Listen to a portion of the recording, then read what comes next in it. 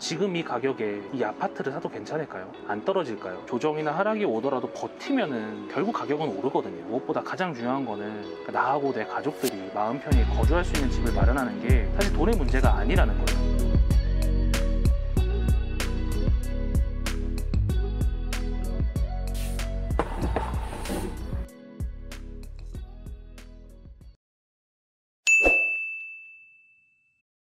PD님도 아시겠지만 저희가 영상을 업로드 하다 보면 자주 여쭤보시는 질문들이 있어요. A 지역의 B 아파트를 사도 될까요? 아니면은 C 지역 전망이 어떤가요? 이것도 아니면은 D 아파트에 대해서 알려주세요. 이런 질문들이 많거든요. 근데 이런 질문들이 핵심은 저희가 볼 때는 다음과 같다고 생각을 하는데, 지금 이 가격에 이 아파트를 사도 괜찮을까요? 안 떨어질까요? 이런 질문이 사실 여러분들이 생각하는 것에 대한 핵심이거든요.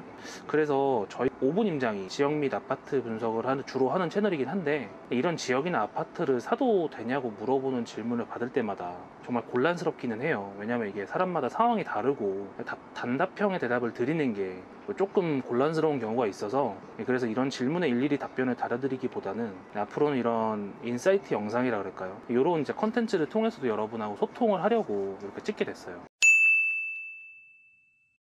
지금 부동산 시장이 그럼 정상이냐 아니냐 이런 걸 먼저 놓고 얘기를 해야 되는데, 저희는 당연히 비정상이라고 보고 있어요. 예를 들어서 우리가 PIR이라는 게 있는데, 이게 높다 낮다를 말하는 게 지금은 사실 무색할 정도로, 단순히 살고 싶은 어떤 집의 가격을 부동산에서 찾아보면 억소리가 나거든요. 진짜 너무 비싸단 말이에요. 그래서 지금 부동산 가격에 대해서 비싸냐 싸냐라고 물어보면 절대적으로는 비싸다, 그렇게라고는 일단 말할 수밖에 없는 거죠.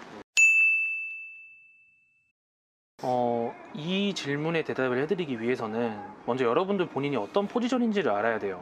왜냐면 본인이 실거주 집을 마련하려고 하는 건지, 아니면 투자용으로 집을 마련하려고 하는 건지, 이것도 저것도 아니면 실거주 용도지만 투자도 됐으면 하는 건지, 여기에 대해서 그럼 먼저 말씀드리기 쉬운 순서대로 대답을 해드리자면, 먼저 투자 목적의 부동산 매수를 말씀드릴 텐데, 사실 이런 투자 목적이라면 저희는 알아서 하시라고 말씀을 드려요. 왜냐면 투자의 목적 자체가 어떻게 보면 수익이잖아요. 그렇기 때문에 거주 필요성이 없어서 알아서 하시라고 말씀을 드리는 건데, 애초에 투자를 목적으로 부동산을 매수하시는 분들은 이런 질문 자체를 안 해요. 물론 투자 목적에 대해서 나중에 조금 더 자세히 다룰 예정이고, 그리고 실거주의 목적이라면 저희는 타이밍을 따지지 않고 매수하시길 추천을 드려요. 집은 주식하고 달라서 실물이잖아요. 그러니까 내가 직접 거주로 하는 자산이란 말이에요. 그래서 혹시라도 가격이 떨어지면 그냥 안 팔면 그만이고, 그 손해본 금액은 명목상의 금액이니까 이게 실질적으로 손해로 다가오는 것도 아니거든요. 그리고 또 가치가 있는 모든 자산이 그렇듯이 부동산 역시 시간이 지날수록 우상향하거든요. 이거는 부동산 자체의 가치가 올라간 것도 있지만, 자본주의가 원리상 화폐를 계속 찍어낼 수밖에 없어서 인플레이션에 의해서 부동산 가격이 올라가는 것도 이유가 있거든요. 그래서 우리가 부동산을 사고 당장 2, 3년 뒤에 팔아버릴 게 아니라면, 내가 거주하는 집 하나 정도는 마련해두고 시간이 지남에 따라서 상승분, 우상향하는 상승분을 우리가 충분히 누릴 수 있다는 말인 거죠.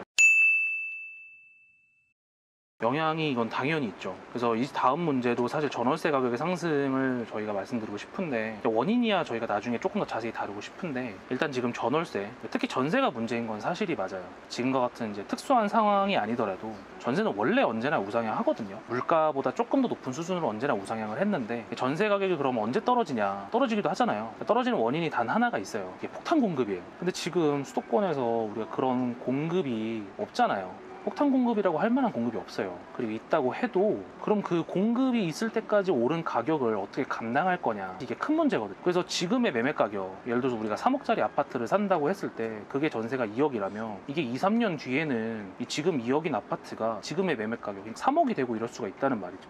그리고 이제 이게 제일 중요한데, 무엇보다 가장 중요한 거는 나하고 내 가족들이 마음 편히 거주할 수 있는 집을 마련하는 게 사실 돈의 문제가 아니라는 거예요. 부동산이라는 게 오를 수도 있고 떨어질 수도 있지만, 우리가 흔히 전세를 살면 2년마다 4년마다 집주인의 입맛대로 이사를 가야 하는 상황이 오잖아요. 세입자라면 어쩔 수 없기는 한 건데, 이게 굉장히 삶의 질이 떨어지는 거기 때문에 우리가 마음 편히 거주할 수 있는 집을 마련하는 게 돈이 오르고 내리고 보다 더 중요할 수 있다는 말인 거죠. 마지막이 사실 가장 어려운 타입이기는 해요. 지금이 이번 사이클의 초기라면 모르겠는데, 지금처럼 상승 사이클 후반기, 누가 봐도 지금은 후반기라고 하긴 하는데, 그렇다고 했을 때 실거주가 되면서 수익까지 생각한다는 게 정말 어렵거든요. 지역에 따라서 다르긴 가기는 하는데 지금 실거주랑 투자 모드로 생각하면서 저희가 아파트를 매수하려고 하면 매물을 놓칠 가능성이 굉장히 커요. 이미 너무 비싼 가격을 형성하고 있거나. 그래서 저희는 목적을 두 개로 나눠서 매수에 임하는 것을 추천드리는데, 실거주를 목적으로 하든지, 그래서 중장기적으로 보든지, 아니면 투자를 목적으로 하든지.